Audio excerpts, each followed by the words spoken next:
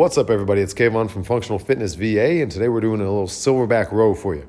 What is a silverback row? Well, it's when you're in a silverback deadlift position and you're rowing something, in this case, 2 kettlebells. So let's define the silverback deadlift position, also known as the kettlebell deadlift or hinge position. I push my hips way back, hinge over through them, bend my knees enough to get my hips way back there. Keep my spine long the whole time while shifting back to my hips, shins more or less vertical. Now, I need enough space in between my feet so that whatever's there doesn't interfere with me. In this case, 2 kettlebells. If we're doing a double row, an alternating row, a single arm row, an anchored row, whatever you want to row from this position, you want to make sure you have a good hinge first. Then I'm going to pull the weights up as I guide my wrist to my ribs. Right? Inside a wrist, coming to the bent part of your ribs or the angled part of your ribs. Why down there and not your armpits? So you can get a better squeeze and retraction through those shoulder blades. So again, hinge.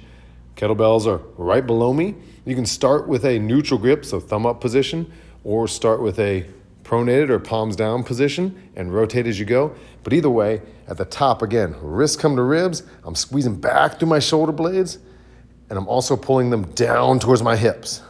And that's why those wrist to ribs is a good cue for me. Notice my hinge position doesn't really change as I row. There might be a subtle shift, but I try to keep that strong, long spine and hinge back through my hips. So, double kettlebell, right? You can now go to an alternating row. At first I did the double row, which is more stress on your torso to hold them, bigger squeeze to the upper back, but here we're going alternating fashion. Same exact mechanics, except one arm at a time. I use the one that's down to stay anchored, so I kind of push into it as I pull the other, much like a renegade row, but I don't have to support that much of my weight with that arm that's pushing down. Now, from there, notice I'm doing a consecutive row here. It's a single arm, but anchored. This would be the anchored row.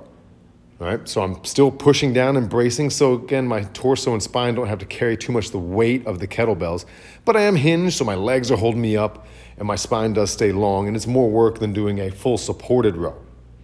Now, from there, we can go with that, again, anchored row, but I have 2 different weights. So an uneven row, you could row both at the same time. You could alternate on them, but if you want to just row one of them at a time with the lighter weight or the heavier weight, you anchor through the other one. That's why I got the Silverbell for you, so you can see the difference there, and it's a little uneven, but you can still get the job done. Okay? Now, say I only have 1 bell, and I want to do a single arm row. I don't have anything to support here because I don't want to go all the way to the ground. You could, but you'd be way down there. You might as well just go ahead and do a quadruped row at that point. But I'm unsupported. I use my left arm or off arm as a guide so I don't twist too much. Because with a single arm here and without an anchor, you got to be careful you don't rotate through your spine too much. Is that the worst thing in the world if you have a stable, long position and you're engaged? No, but we want to isolate and kind of focus on the retraction and squeeze of the upper back.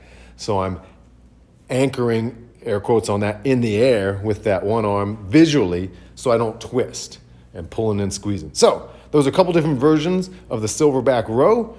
Give it a shot.